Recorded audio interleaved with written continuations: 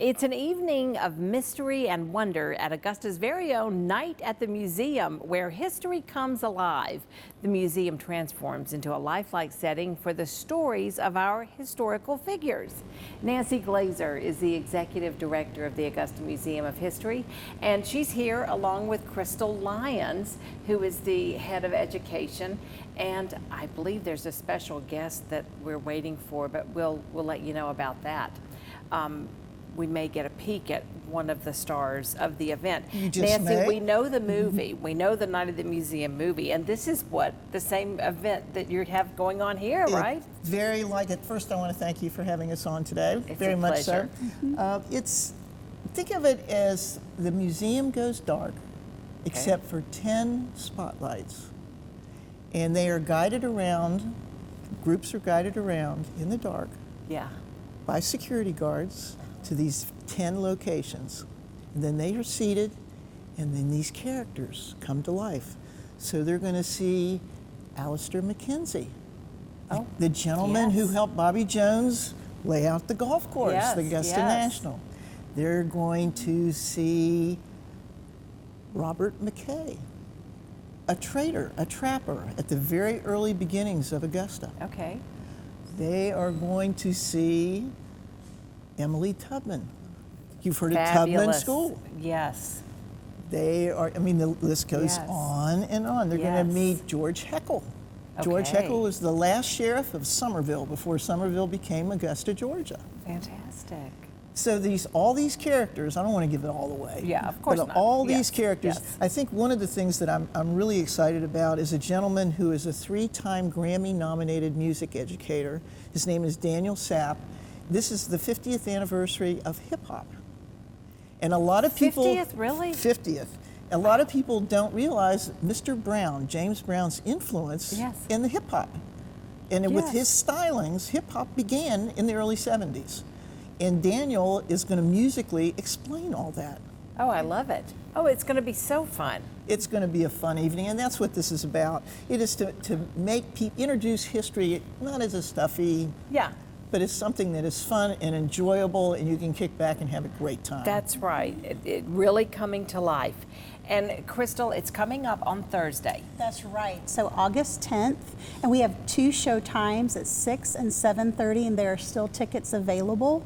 And we would love for folks from Augusta to join us. And there's going to be hors d'oeuvres and drinks, and you get souvenirs too to take with you from the night. And it's open to adults and children, and there's a special discount for military too. So, we'd love for folks to come and join us. But you need to get your tickets soon. Because they are selling filling out. up. And it is a fundraiser. So, it is. Of course. So the money is going toward programs and exhibitions and preservation efforts for the museum.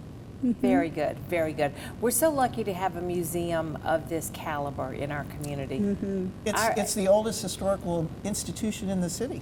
Well, in the whole CSRA. Right. Yeah. Right.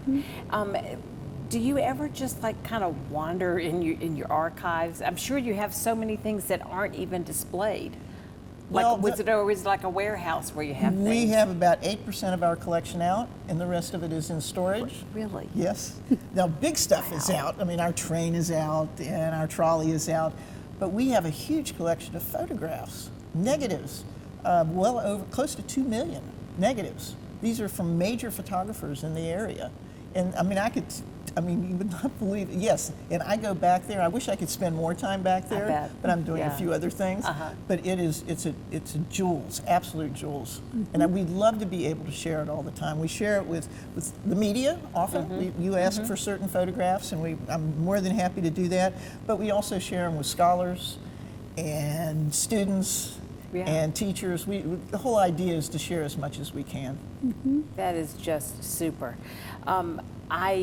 I am hearing rumbling. There was like a big sound outside in our parking lot.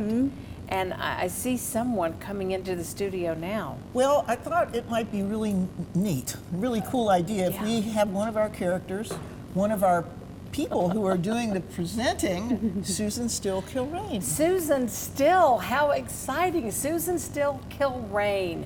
I am so happy to be here. the unlikeliest person to ever become an astronaut, you know? Right.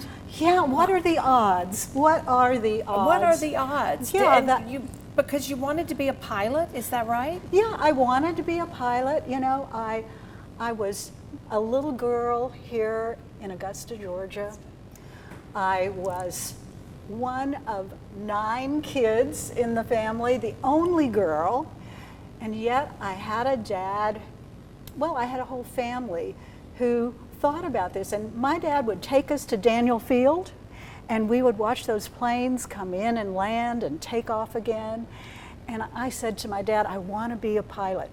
You know, my dad, I think a lot of people out there might know my dad. I think they might know that name. Yeah. Joe Still, who started the Burn Center here Right. at Doctors Hospital in 1978. Well, my dad, Joe Still, was so wonderful about the way he thought about his kids and what they could do, and me especially, because I was lying there one day on the ground looking up at the stars, and I said, I want to be a pilot, but more importantly, I want to be an astronaut. And I went to my dad, and I didn't really have any role models out there, Right. because there weren't women. Right. There weren't women doing that. And so I said to him, Dad, can women be pilots? Can women be astronauts? And he said, darling, you can be anything you want to be. And that has been my watchword forever. And that's the kind of thing that I like to tell young people all the time. You can be whatever you want to be.